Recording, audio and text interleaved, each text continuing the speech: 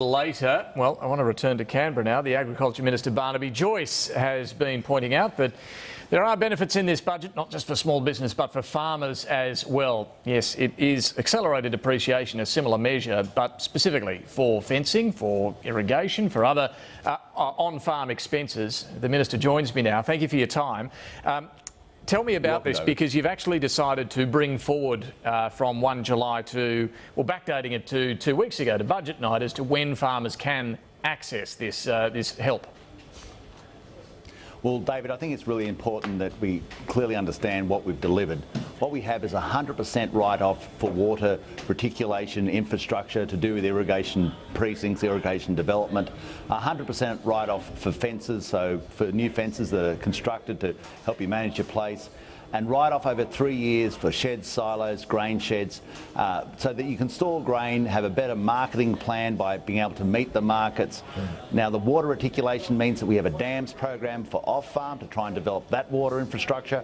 Now we have a water program on-farm, so we've got private investment to further develop the water on-farm. It's showing a real plan, a real vision for our nation, to get new fences out there, to get a better construction of assets to deal with drought, a better construction of assets to be the benefactor of a soft commodity future, because to deal with things such as the record prices we're getting now in cattle, record prices in sheep, great prices in wool. And I'll give you a classic example for your viewers. I went to a property in the Gulf. It currently produces about 150,000 kilograms of beef a year. With the increase in water infrastructure, that can go up to 4.1 million kilograms a year. That is a real productivity increase for a business and a real productivity increase for our nation. And it goes to show that this inspiration actually brings dollars home, not just for people out west or on the land. That money flows back to Martin Place, it flows back to Collins Street, it flows back to Queen Street. It comes back into our economy. I guess, as with the small business measures, the farmers have to be making a profit to actually, be able to take advantage of depreciating a new asset, whether it is the water infrastructure or, the arguably more expensive silos and grain storage, etc., that you'd be able to depreciate over 3 years. What impact are you expecting this will have? I mean, you cite that one case there. Will there be a lot of farmers who are making enough profit at the moment, and prices are pretty good in some areas, to really take effective action here? Yeah, sure.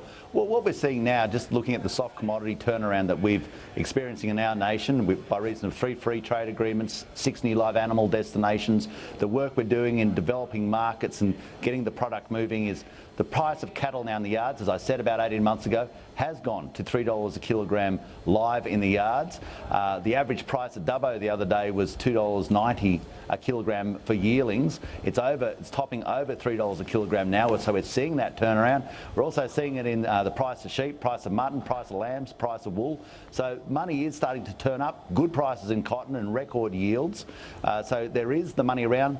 And it was informally the Section 75B water reticulation deductions, which was the inspiration behind the private development of the infrastructure that grows our cotton crop in places such as St George and Dirranbandi. So as an accountant, I've seen how this can work, and I know that there are the people out there who are making the money who say, I'll reinvest this back inside the farm gate, on the farm, refurbish and redevelop and make it a more efficient operation, increase our availability to grow that soft commodity product, whether it's cotton or cattle or beans or fat lambs, whatever you like, and ultimately make sure that we can increase our volume to meet our Southeast Asian markets, especially in light of the prices that we're now getting. Let me ask you about another measure. You've introduced, or the government's introduced, legislation today to put the cap on water buybacks from the Murray-Darling Basin, cap of 1,500 gigalitres. You promised you'd do this. What is going to be the impact of this, do you think, in terms of the water market, also property prices as well?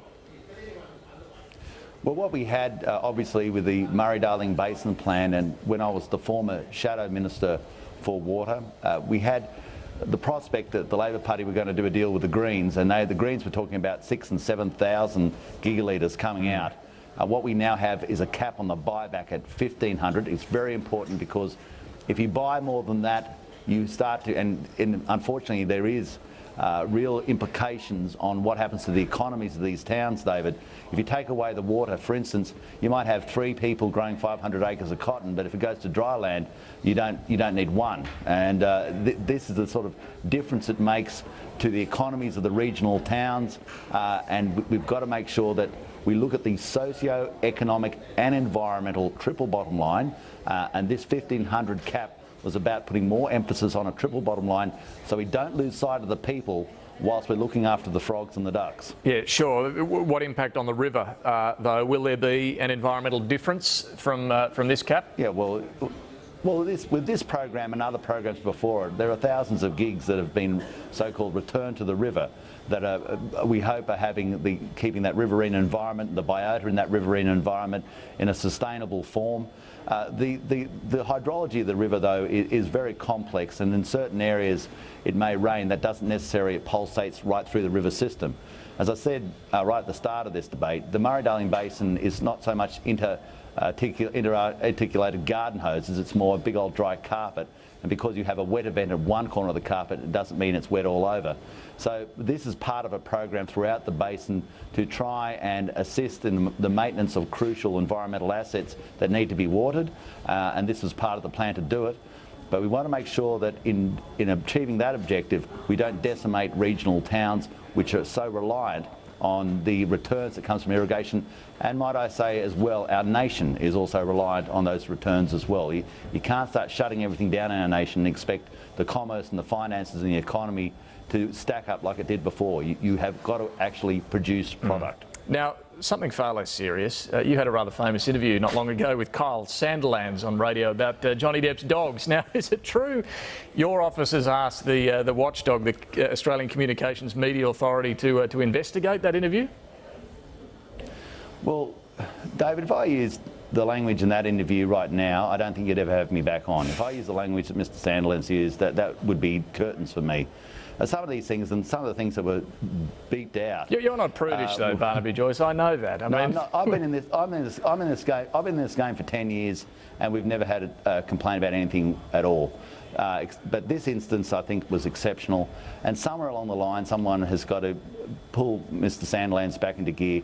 He can be robust as he likes, but he can't just use a stream of profanities in the middle of an interview. You can't. You'd lose your job. You'd be gone tomorrow. Perhaps. But were you offended by it? I mean, is that why you're calling in the umpire? I think it's more a case that we've got to have some sense of, a minimum sense of decorum in this process. I think that everybody deserves that.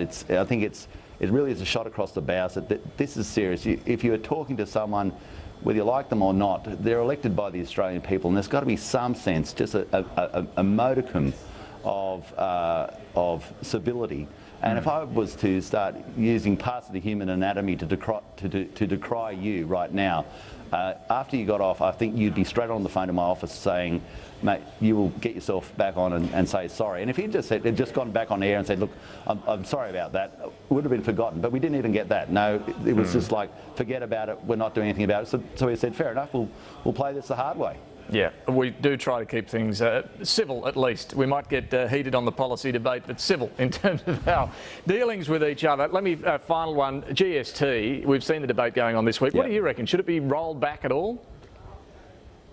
Well, I'll leave that for the taxation white paper. I mean, I think that the GST is a very good tax at collecting revenue from people who otherwise wouldn't pay it. I think the acceptance of GST now is vastly greater than it was. But you don't want to start exempting items now, like 15 years down the track, do you? Well, I'll let that debate transpire through its proper channels. I think that we have to make sure we have the capacity to collect the revenue.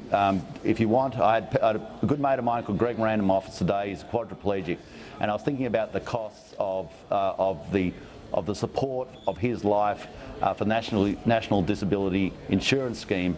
A massive cost, and always mindful to do these good things. We have to have the capacity to raise revenue to do it. Sure do. Barnaby Joyce, Agriculture Minister, thanks for joining us this afternoon. Good on you, David.